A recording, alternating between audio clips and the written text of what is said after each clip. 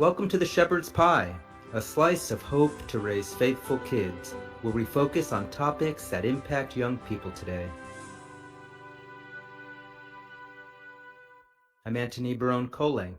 I'm a father of 5 who served in the Air Force for 21 years. I'm now a law professor and a columnist for Practical Homeschooling magazine. I'm also the author of The Harwood Mysteries, an inspirational medieval fiction series for kids aged 10 and up. Here on the Shepherd's Pie, we want to inform, inspire, and help you raise happy, healthy, faithful kids, whether you're a homeschooling parent, a teacher, a youth leader, anyone. In today's episode, we talk about ways to teach kids science. My guest is Brock Eastman, whose alter ego, Dr. Fizzlebop, helps kids to learn about scientific principles by doing fun, exciting experiments that you can do at home. In the entertainment segment, I review the award-winning audio drama series Adventures in Odyssey, which my guest Brock Eastman was involved with from Focus on the Family, and which my kids listened to when they were growing up.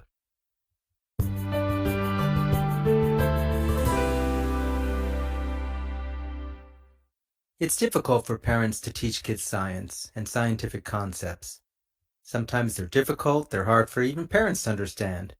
Doing experiments can be difficult when you don't have a science lab or a chemistry lab available to you. And we see so many times that the way that science is presented to our kids today, it almost seems like they're going out of their way to avoid God, a creator, an intelligent designer, or anything of faith that might show that faith and science are compatible.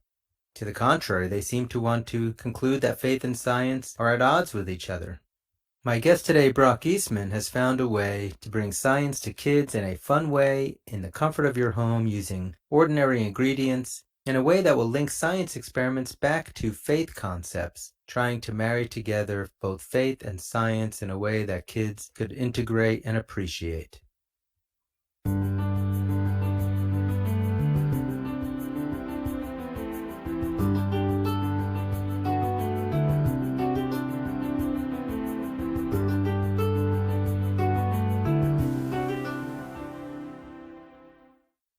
I'm excited today to be with Brock Eastman, who has written and sold over 150,000 books, including Imagination Station and his Quest for Truth series. He worked as the product marketing manager at Focus on the Family and was on the Adventures in Odyssey team. He is the alter ego of the Dr. Fizzlebop persona. We might even get a chance to meet Dr. Fizzlebop today. And Brock writes feature stories and Dr. Fizzlebop's recurring column for Clubhouse and Clubhouse Junior magazine. He lives in Colorado with his wife and 4 kids. Brock, thank you so much for being on the Shepherd's Pie. Hey, thanks for having me. I'm excited to be here. Tell me a little bit about, I know you're not with Focus on the Family anymore, but that seems to have been a big part of your background, and the Adventures in Odyssey series, which we used to listen to the cassette tapes of the original Adventures in Odyssey with our kids when we would be traveling around the country. Tell us a little bit about your background in that. Well, I grew up, first, like you said, I grew up on Adventures in Odyssey. It was something we listened to every night going to bed, or any car trip we went on.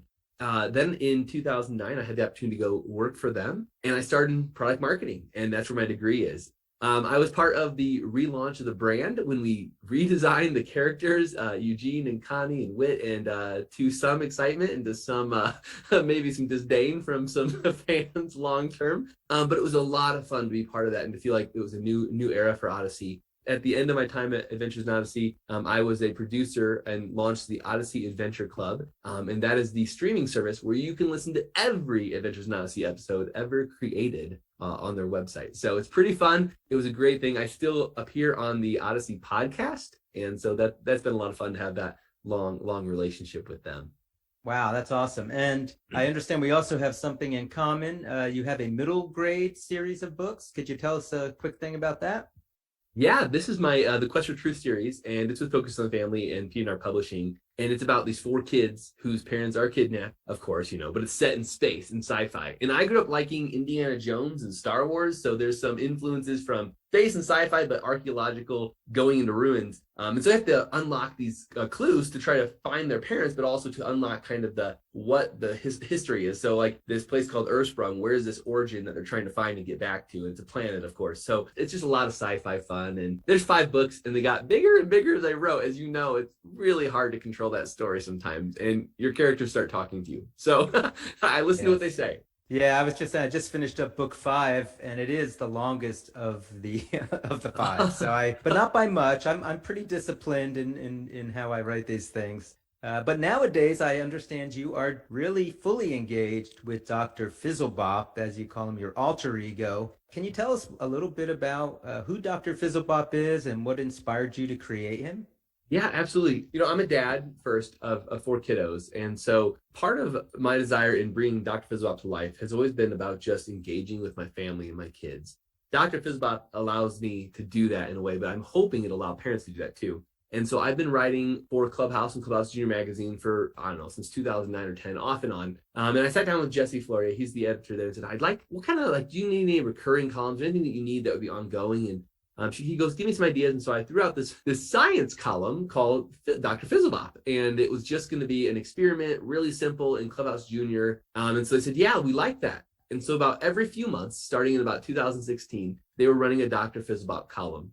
Well, as you know, the pandemic hit, right, in 2020. And my friend Linda Howard at Tyndale, she called me up and said, hey, we really want to reach kids at home. We really want to encourage them and bring them hope. We're thinking about doing a summer VBS, like a summer camp at home online. And we wonder if you'd be the host of it. And I said, of course. Well, through that, they didn't find somebody to do Science Thursdays. And I said, well, hey, I've got this character named Dr. Fizzlebop in this column, and it'd be fun to maybe bring him to life.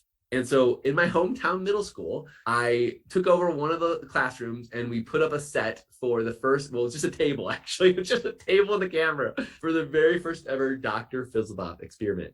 And he came to life in 2020, every Thursday for just 2 Thursdays, just 2 experiments. But that did something. And Tony, the response was really great and the feedback was great. And so Linda and I started getting our heads together. We thought, could this be something more? And so we set out to write a devotional, and that's what became the book. We did another round of Dr. Fizzlebop last year, 2 more episodes. I raised the production quality. We had some sets. We had 2 tables instead of 1. A little bit better camera. And then knowing that we would be leading into the spring in January, we would officially launch a weekly video experiment on Dr. Fizzlebop's YouTube channel. So all that came to a crux, and the book came out in November. It's 52 experiments and devotions. Our listeners can't see it, but you are, in fact, I believe right now, channeling a little bit of Dr. Fizzlebop in how you are dressed and your background. Can I just meet Dr. Fizzlebop for a minute or two, if you can give up some of your podcast time to him? Absolutely. He would love to meet you. He'd love to meet you. All right. Well, let me, if you can grab him for a second, I really want him to tell me a little bit about how he likes talking to kids. Hey, Tony. I'm Dr. Fizzlebop. I absolutely love it. Talking to kids is as good as my favorite thing, which is fizz. It is fizztastic. It is the best. And part of that reason is they are so curious. They have so many questions and they want to know the truth. And so that's where this all started. Wow. Well, the one question that's been pressing on my mind, Doctor, is what is it you like to teach kids when you're telling them about all these different cool science things you do with them? Absolutely. That's my favorite thing to talk about. We have a fizztastic, marvelous, wondrous, intelligent designer. He is so creative, and he created this world around us. I've always been interested as a little boy and curious, as I mentioned, as kids are, on how did he do it? And what does this world look like? And there's a design to everything. Tony, it doesn't take much to walk outside. And I can see in your background, it's green outside right now. Today, we got inches and inches and inches of snow. So much snow, we had school canceled. But if you look at a snowflake and the intricate design of a snowflake, or how snow falls, or how water turns to ice, if you look outside at the plants behind you and how those leaves grow, we just did an experiment last week called Growing a Garden. And we showed 3 different seeds, and how each one in that little seed, even though they look different, the design of the plant as it grows is completely different from the very beginning to what it will grow to what it'll produce, from a green bean to a pea to a sunflower. That's what our experiment was about. It is fantastic what God has done in the design. Anyhow, as you can tell, I get really excited about thinking about this intelligent designer, this creative God who designed you and designed me and the world around us for us and to enjoy. And yeah, it brings me energy and excitement. You know, Dr. Fizzlebop, it makes me happy to hear you talk. A lot of my listeners are either parents or homeschoolers or maybe even teachers. And I know I'm going to ask Brock about his websites in a minute, but I get the feeling that if they wanted to, they might be able to actually see some of your experiments and actually see you in person online. Can you tell my listeners how they can find you? Absolutely, Tony. If you go to YouTube and just type in Fizzlebop, we will come up. And there are over 15 experiments already up there. And then every week, there'll be a brand new experiment. And the cool thing is, Tony, not only do I do the experiments right there and then, but I have lab assistants. So I've got some fantastic lab assistants who come in and join me doing the experiments. So kids can see kids doing them. Almost every experiment has ingredients you have right in your pantry at home. And these take 5 to 10 minutes to do. They're so fast and so easy. Some of them are a little messy, but not all of them. But they are fantastic. And so, yeah, I hope that answers your question. But yeah, if you go to YouTube and type in Fizzlebop, you can find it. And on fizzlebop.com, we often have these things called Fizz Extras. And if you go there, there are some free experiments on there that you can actually read how to do them right there and then. I can already imagine an army of homeschooling moms right now who are going to the website, figuring out how they can put this into their Thursday science curriculum with their kids. And they're going to learn fantastic concepts too. And there's even discussion questions, as you probably saw in the book, and a prayer. So it really takes them through the whole cycle. You can, in 15 minutes, you go from experiment to devotional to discussion to a prayer time together. So it's just kind of a complete package. Excellent. Well, I noticed that Brock is starting to look a little bit impatient over there, that you've taken up all of his time. So goodbye, Dr. Fizzlebop. Can I talk to Brock again? Tony. Thank you. Thank you. All right. So that was fun. So it sounds like you have a good time being Dr. Fizzlebop is what it sounds like. All right, so Dr. Fizzlebop already told me why you think it's important to teach kids about science. Now, so I guess some people might say, well, but there's all sorts of resources out there. You can find science experiments and all sorts of books. What is it that's different and unique that you're doing with your faith and science book here? You're right. I mean, you can go online and search a million experiments. They're all out there. And what I really hope about Faith and Science with Dr. Fizzlebop is that we've, one, made a really easy opportunity for parents and grandparents to engage with their kids, whether that be their kids or their grandkids, or even Sunday school teachers. We packaged it in a way that there's just a few pages to every experiment. It takes you from a kind of an introduction setup to these simple experiments. And then from there, we take it to a devotion. We tie it back to a biblical theme. And they may not be what you expect. In fact, my favorite one, Tony, is called The Walking Rainbow. And the reason why I love it, it's about color. And you might think, well, okay, this is a trick question. What Bible story do you think The Walking Rainbow would be about? Maybe Noah? It would make sense, right? But this one is about Joseph and the coat of many colors. And the reason why I know, right? We do have 2 Noah's Ark ones in there. So that was a trick question. But what I love about this experiment is it's so easy. It's just water and food coloring cups and paper towels. But when we unpack the devotional part to it and kids see this beautiful color and this tapestry of these colors connected, I imagine Joseph's coat of many colors. And then as we go into the devotional, what we're actually talking about is a story of jealousy and forgiveness. It's a beautiful story. And my hope is that during school, so we're taking this all because, kids' minds work in these amazing ways. And let's say they're at school and they're even learning about primary and secondary colors, because this experiment takes red and yellow and blue with water and makes green, orange, and purple. But I want kids, as they're learning about colors, to have a reflection point where they're like, hey, what about that story about Joseph? And the idea being like, we don't always know what's happening in our day, but God is so good at timing. He knows the exact timing of our day. Our day is planned out because he knows it. What if in that day, God already knew they'd be learning about colors? They've got this devotional in the back of their mind, and there's an issue that they've got to deal with that comes around forgiveness or even jealousy, and it points them back to that memory of that experiment. He sets it up perfect to prepare us for what is to come. And so I hope this devotional is part of that. So, and you're right. I love that Joseph story. I use that at least 2 different times in my series. One, to illustrate how God turns things to good that, man started as evil, and the other to talk about envy. So, it's such a great story. Let me go back to, so the idea that we would want a faith-based science experiment book, which is totally cool, and I could see having so many uses. In my tradition, I'm Catholic, we don't really believe there should be a disconnect between faith and science, but I know we do experience that sometimes, especially in some of the kind of hot button science issues that come up. Is Dr. Fizzlebop encountering disconnects between faith and science, or how do you address that whole issue?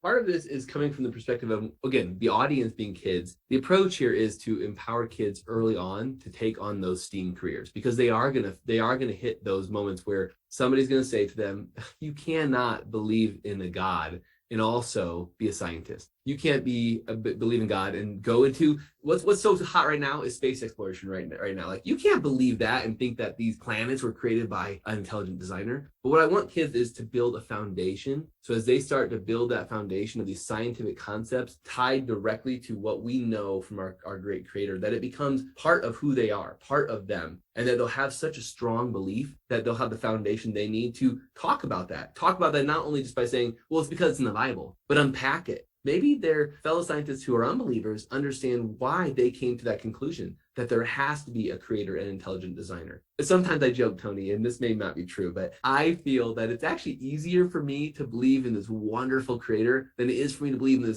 these two rocks smashing together a billion trillion years ago and all this could come to be. And I kind of feel bad for those who do, because I look around and I'm like, it's just so easy. It's so easy to see how God put this all together, how he did this for us and for me. And so anyways, I say that because I do believe that there's a disconnect often in our society. For me, there's not. And so sometimes it's hard for me to see the same thing others see with that disconnect. But I know people who have fallen into that trap and found themselves thinking, well, maybe they're right. Maybe there's not a God. And I don't want kids to fall into that trap. I want them to know with confidence there is a God and he made this wonderful world. And here's how he did it. I think by demystifying some of the science behind simple concepts will help them to be stronger in their faith. Right. No, and I think that's so important. I'm not a scientist. I can't speak to, the big issues of evolution and how the science hits it and all that. But does Dr. Fizzlebop have to take on evolution at any point, or are you able to sort of not have to get into, that nitty-gritty? Primarily because of the audience we're in right now, we're not worried about that nitty gritty at this point. If I was doing products more in the high school range or the college range, certainly those would be head-on topics. Yeah, as I go through your Dr. Fizzlebop book and I look at the kinds of experiments you're doing, like you said, I mean, they're simple, they're fun, they're kind of just really neat, like all the neat stuff that kids would like to see and realize, hey, it doesn't take a rocket scientist to do all this. And then I notice you bring it together, you bring in different stories from the Bible, and it's just done to me in a really thoughtful way for kids without creating maybe some of the division that might be out there. And Tony, you said something really important. You don't have to be a rocket scientist. First of all, I'm a dad of 4 kids, and there's nothing worse than when my kiddos ask me a question and I'm scrambling to think, I don't have the answer for that. What do I do? This book is about empowering parents as much as it is for kids. It's about giving parents an easy way to walk through this. Kids want to know their parents are the heroes in the story. They want to see their parents as someone who can give them answers. I don't have those answers often. So I hope that this book can help parents equip them to go through the experiments, to create that bond and that relationship of trust between kids and parents, and give them answers. Some of the questions in the back, they're not questions about, well, how does that work? They're questions about, what did you observe? What did you see? Let's talk about that. And the questions talk about the science, but also the devotional. So I'm hoping as parents and kids develop that relationship and trust around the experiment and they're learning scientific concepts together, that's the what's happening, Dr. Fizzlebop. It tells you exactly what's going on in the experiment. When mom and dad read that, the answer is there for them, right? But then as we go into the devotional and we unpack that devotional and that concept, it's pretty straightforward. Parents, again, will be able to be the heroes and the experts in the story saying, well, here's what God meant when he talked about forgiveness. I always like to ask my guests what advice they might give to a parent or a teacher, youth minister, or somebody working with kids on science and creation. Do you have any kind of practical advice to them if they want to be more intentional and effective in how to teach their kids about science? My most simple start to that question is just start. We're so distracted in the world right now. There's so many things pulling for our attention. All I'm asking for families to do is just do one experiment. Just find time together to do one experiment together And I promise you, 100% guarantee that you will find that you're having so much fun as a family around that time of discussion and experiment together, you'll want to do another. And so I tell them, just start there. And as you start to explore and kids ask questions, you're going to find yourself digging deeper. And I think that's what will ultimately equip you, because you're going to see some science concepts and you might even like, well, that's a really interesting concept. I didn't know about that. And you'll read a Bible story or a Bible verse, like, well, I don't think I realized that. And you'll go deeper in your Bible. And so it is all just about starting a habit, I think is really what I would say. And I suspect that kids having fun with Dr. Fizzlebop, once they realize Dr. Fizzlebop has a website with YouTube videos and other experiments, that curiosity might probably lead them to be pulling their parents more along, as they see all these other cool things that they can do online. Yes, absolutely. I hope so. And then I hope, what does that do with that curiosity? I hope that they want to go into the fields of STEAM. I hope they choose science or technology, engineering, math, or art. STEAM is art instead of just STEM. We add art in there too. So art is part of those STEAM fields. And I want to encourage kids to explore that. What did God equip them to do and create them for? Yeah, I mean, clearly you're an artist, clearly you're creative, and you're able to take these different concepts and integrate them in a way that's fun and exciting. I am curious, though, I mean, as somebody who's not a science guy myself, I'm not sure I'm seeing a lot of science screaming from your background. How did you, do the research to make sure you got all this stuff right? Yeah, and it was quick too. So here's a shout out. I probably shouted out this gentleman many times. A teacher is always a teacher, right? So in high school, I had this fantastic science teacher, Mr. Bill. Mr. Bill was my sophomore, junior, freshman chemistry teacher. He actually reviewed this book for me 20 years post school, right? Still teaching me, still helping me do my homework today. He actually reviewed these science concepts to make sure, okay, yep, Brock, you're in check. Oh, tweak that, fix that. So I will say we did a lot of research. You're right, I'm a marketer. That's my degree is marketing. I'm curious. And so maybe some science experiments are simple because that's what I can do. but really, yeah, we made sure we verified that. And then the team at Tyndale, they had, I can't even tell you, 3 different post editors going through every experiment, testing them, making sure they work, making them accurate, tweaking them as needed, checking the science. And just a shout out to that whole team, because this book, Tony, you're an author, so you understand this. This book from contract was delivered in 9 months, full color during the pandemic, custom illustrations, spot gloss, lay flat binding. It's crazy. That doesn't happen typically. No, that is incredible, actually. And it is. It's beautifully done. It's nicely bound. It's durable. Like you could see, kids spilling, baking soda and stuff all over it. Spilled on it. Wiping it up. Yeah, no, that's awesome. I don't suppose Mr. Bill was Bill Nye the Science Guy. He probably didn't have quite the same faith basis, perhaps, as you were looking for in Dr. Fizzlebop. But it's nice to have an alternative faith-based doctor out there talking about these things. So I'm glad that you're providing that.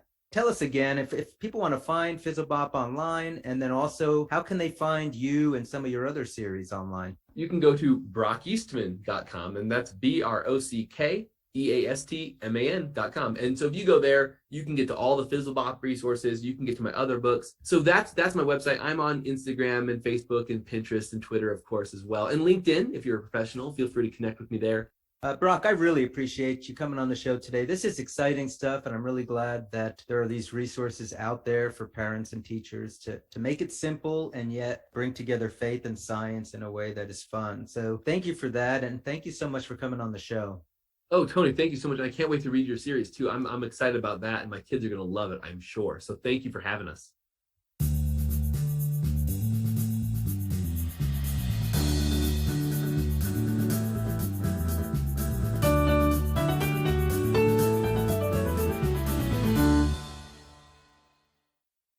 On the entertainment segment today, I review the award-winning audio drama series, Adventures in Odyssey. During my interview with Brock Eastman, we discussed how Brock was involved with that series, created by Focus on the Family, for kids aged 8 to 12.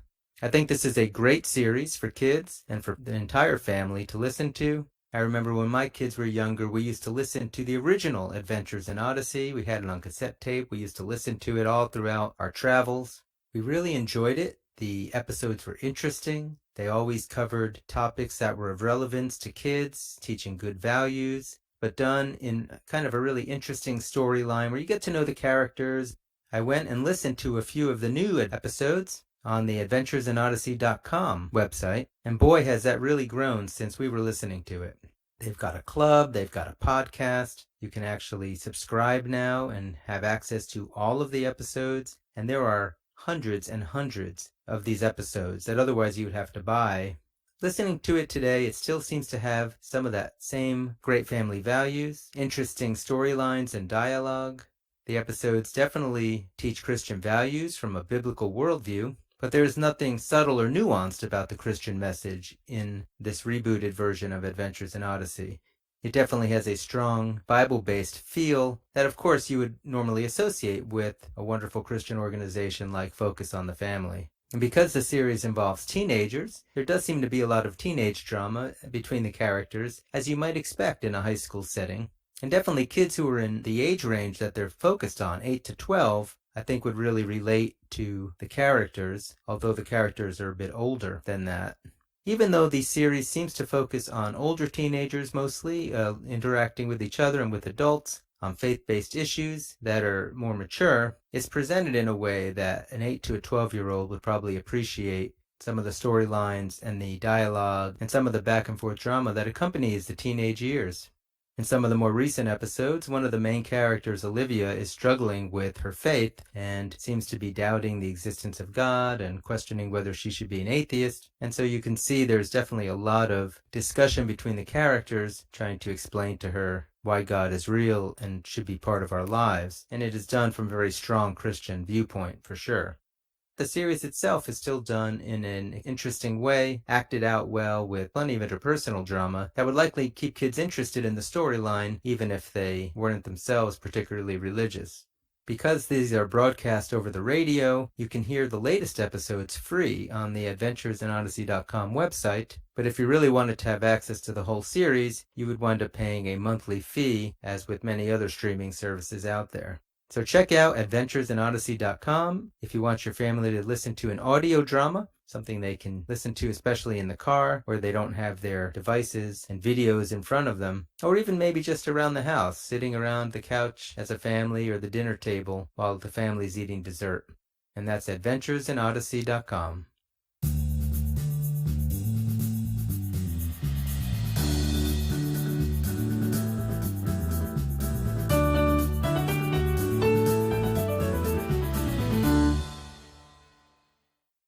That's all the time we have for the show today. We spoke with Brock Eastman about creative and fun ways to teach science to kids with a faith-based message. And I reviewed Adventures in Odyssey, the award-winning audio drama series from Focus on the Family. Again, this is Antony Barone Kolenc, and this has been The Shepherd's Pie. If any of you listening today have a question for me or a topic you'd like to have us cover on the show, please drop me a line on my website at antonykolenc.com. That's ANTONYKOLENC.com. Also, if you visit my website, you can learn more about my historical fiction series for kids, The Harwood Mysteries. I'll end as always with my wife's favorite scripture quote from Romans 8:28. We know that all things work for good for those who love God, who are called according to his purpose. May the Lord bless and keep you this week.